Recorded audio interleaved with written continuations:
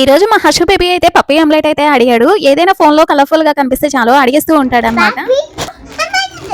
ఆమ్లెటా కావాలా తింటావా? మా చిన్నోడు తన ముద్దు వచ్చి రాని మాటలతో ఫ్లఫీ ఆమ్లెట్ అడిగిన తర్వాత చేయకుండా ఉంటానా, ఇంకా మా హర్షు బేబీ కోసం 2 గుడ్లను అయితే తీసుకొని ఎల్లో అండ్ వైట్ కూడా మిక్స్ చేసేసి ఆమ్లెట్ అయితే వేసేస్తూ ఉంటాను. కానీ ఈ రోజు అయితే ఎల్లో సెపరేట్ చేసేసి ఎగ్ వైట్ ని మాత్రమే మంచిగా ఇలా బీట్ చేసేసుకుంటే ఫ్లఫీగా అయితే వచ్చేస్తుంది. ఇక్కడ నేను బీటర్ కి బదులు మజిక్ కవ్వం అయితే యూజ్ చేశాను అనమాట. నా దగ్గర అయితే హ్యాండ్ విస్కర్ అయితే పెద్దది ఉందన్నమాట. సో అంత ఎందుకులే అని చెప్పేసి ఇలా మజిక్ కవ్వంతో అయితే బాగా ఫ్లఫీగా అయితే చేసేసాను అనమాట. ఎగ్ వైట్ ని పాన్ లో కొద్దిగా ఆయిల్ వేసేసి హీట్ అయ్యాక ఫస్ట్ ఎగ్ ఎల్లో కొంచెం సాల్ట్ వేసేసుకొని ఫస్ట్ లేయర్ లాగా వేసేసా. దాని మీద మనం బీట్ చేసి పెట్టుకున్న ఎగ్ వైట్ వేసేసుకొని పాన్ అంతా కూడా సెట్ చేసేసుకొని లో ఫ్లేమ్ లో 10 మినిట్స్ మూత పెట్టుకొని ఉడికించేసుకోవాలి. దాని మీద కొంచెం ఉప్పు కారం మసాలా వేసేసుకొని ప్లేట్ లో వేసేసుకొని కట్ చేసుకొని తింటే టేస్ట్ అయితే సూపర్ ఉందబ్బా. మా పిల్లలు అయితే ఫుల్ హ్యాపీ దానికోసం కొట్టేసుకుంటున్నారు. మీరు ఎప్పుడైనా ట్రై చేశారా? కమెంట్ చేయండి. వీడియో నచ్చితే ప్లీజ్ లైక్ అండ్ సబ్స్క్రైబ్ అబ్బా.